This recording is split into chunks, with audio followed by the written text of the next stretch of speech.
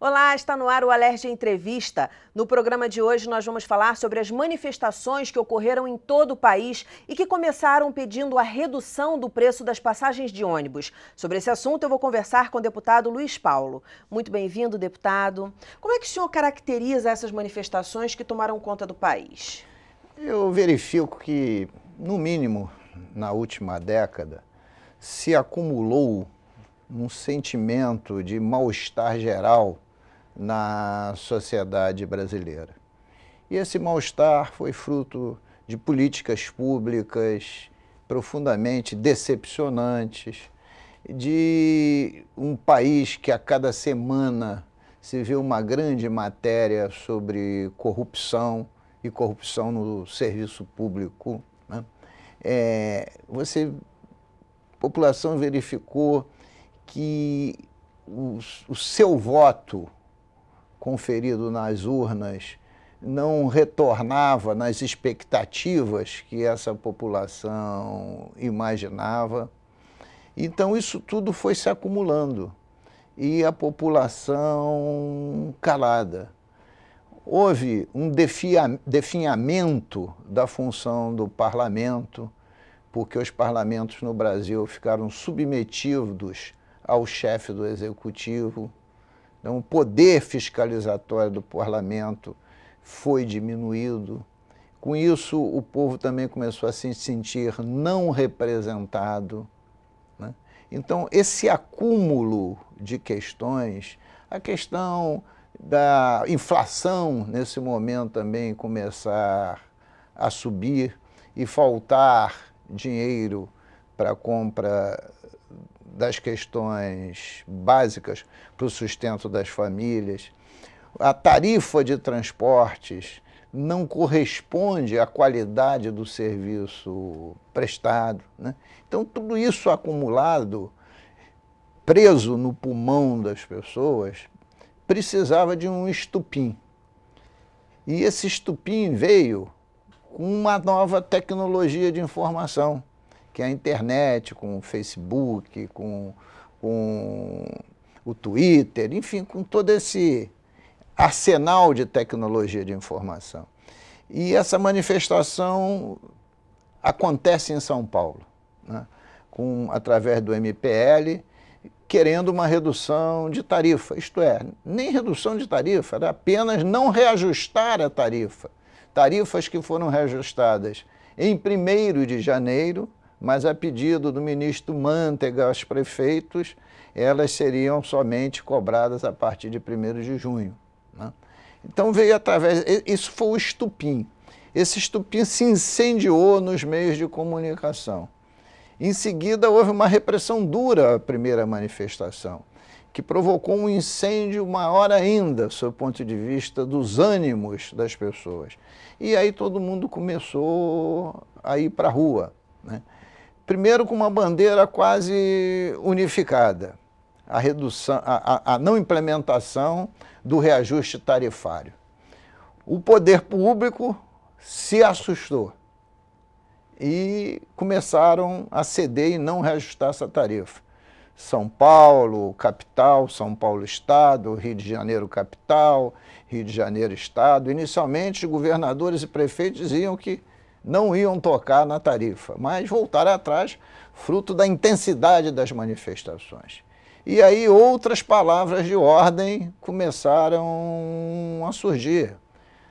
Melhoria na educação, mais recursos na educação, mais recursos na saúde, abaixo a PEC 37, os políticos do nosso país e os partidos não nos representam, e aí começou uma série de outras bandeiras e muitos outros movimentos surgiram.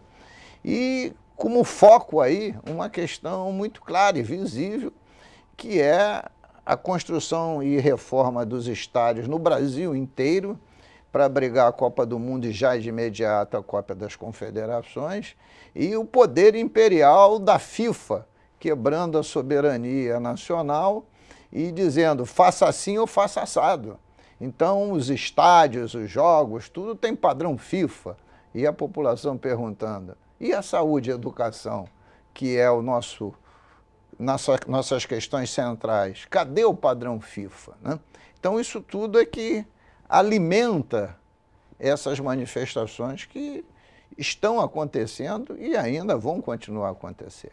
O senhor deu vários motivos aqui, um deles a inflação. O senhor não acha que também teve um pouco de eco do que está acontecendo no mundo em relação a esse Estado neo-keynesiano maior, dando mais assistência à população, mexendo, mais regulador, mexendo mais na questão do PIB, mexendo mais em gastos públicos?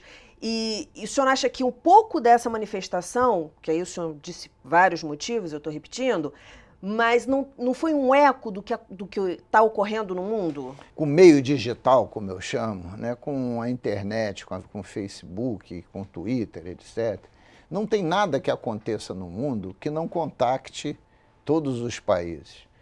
Acontece um movimento de grande intensidade na Turquia, né? Está acontecendo agora, nesse momento. Claro que isso se conecta. E o estranho era que no Brasil, desde o Fora Collor, que não tinha grandes manifestações, tinham focos localizados. Aqui no Rio de Janeiro teve aquela formidável manifestação dos bombeiros, né? Mas foi assim o primeiro sinal que essas forças, esse grito que estava travado no peito, iria sair. E começou a sair agora. Mas eu acho que o motivo que mais ficou alarmante e mais detonou isso foi a Copa do Mundo e a Copa das Confederações, porque evidenciou-se os palácios, porque qual é o centro da manifestação? É as ruas versus os palácios. Se você observar, toda manifestação nasceu das ruas, nasceu numa praça, num ponto de encontro, e se dirigiu a um palácio. Ou o Palácio do Governador, ou o Congresso Nacional, ou as Assembleias Legislativas, ou a Câmara dos Vereadores, foi sempre esse. E os estádios, ou das ruas para os estádios. E os estádios são palácios de bilhões, né? Eu ouvi o deputado federal Romário fazer uma assertiva que as 3 últimas Copas do Mundo teriam custado, somadas, 28 bilhões. E a do Brasil sozinha, 33. É um número alarmante, né? Então, eu acho que isso, e aí o Brasil também ficou no foco internacional pela realização da Copa das Confederações, se impulsionou mais ainda essas justas manifestações. O senhor acha que as mídias sociais inauguram um novo cidadão? Ou seja, a gente pode esperar aí para os próximos anos manifestações assim, todas as vezes em que ocorrer alguma coisa contundente na nossa sociedade? Eu acho que já inaugurou, já há bastante tempo. Agora, a rede em si, ela não excita as pessoas se os fatos concretos não existirem. E aqui é um manancial de fatos concretos. Por isso que eu acho que a rede custou até a falar com a intensidade que devia estar falando. E daqui para frente é um novo momento. Partido que não estiver funcionando conectado com as redes vai deixar de ser partido político. Político que não estiver conectado com as redes vai deixar de ser político, porque esta é a forma muito mais rápida de você não somente conhecer aquilo que está acontecendo, mas trocar com as pessoas. É um plenário enorme. E é impossível, que essa é outra questão, o regime hoje no nosso país, os chefes de executivo, não consultam a população absolutamente sobre nada. As audiências públicas são blefes. Você tem que consultar a população formalmente, com os instrumentos que existem, que é o plebiscito para coisas novas e referendo para as coisas que já existam, né? Mas você pode ter uma consulta popular, né, com os meios eletrônicos, para saber pelo menos o que o povo está pensando a respeito de X ou Y problema. Aqui eu tenho gritado há quase um ano quase como uma voz rouca e solitária, que é impossível o prefeito derrubar a Avenida Perimetral, que não lhe pertence, é uma via metropolitana que dá acesso à Ponte Rio-Niterói, à Avenida Brasil e à linha vermelha, sem consultar diretamente a população. Porque o fruto dessa demolição com a construção de uma via subterrânea vai representar mais de R$1,5 bilhão e pode propiciar um nó no tráfego, no trânsito, que paralise os acessos a essas vias metropolitanas que eu me referi. Então, essas são lições que nós temos que tirar. E com apenas uma semana de manifestações, os ganhos já são substanciais. O reajuste da tarifa foi conseguido em 3, 4 dias. Se botou para votar e derrubou a PEC 37, isto é, o Congresso Nacional, que era a emenda constitucional que ia tirar o poder investigatório criminal do Ministério Público. 2 ganhos extraordinários em apenas uma semana.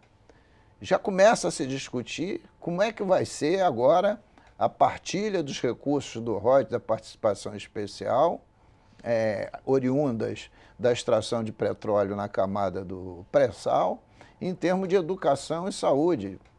Cogita-se em 75% para a educação e 25% para a saúde. A questão central é que daqui a pouco todo mundo quer botar tudo debaixo desse cobertor. Aí, novamente, a educação não tem o quinhão justo que precisa ter, mas é um processo que já está em discussão. Outra, se o parlamento e os chefes do executivo já não representam a população, tem uma questão comportamental e tem uma questão institucional. Precisa-se ter uma reforma profunda, política, partidária e eleitoral. E essa reforma tem que consultar a população. Sim. Vou pedir licença ao senhor, a gente vai para um breve intervalo e volta já já. Não sai daí não.